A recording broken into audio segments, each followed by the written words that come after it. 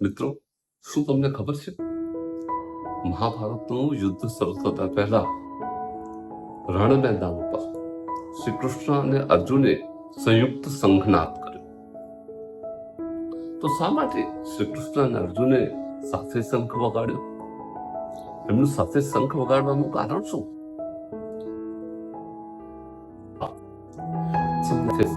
દર્શનથી કઈ મળતું નથી, એની સામે પુરુષાર્થ પણ કરવો પડે છે.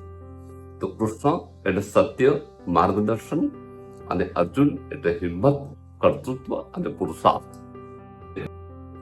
જ્યારે ભગવાનનું યોગ્ય માર્ગદર્શન હોય અને માણસનો જો એમાં પુરુષાર્થ પડે તો ચોક્કસ વિજય પ્રાપ્ત થાય છે.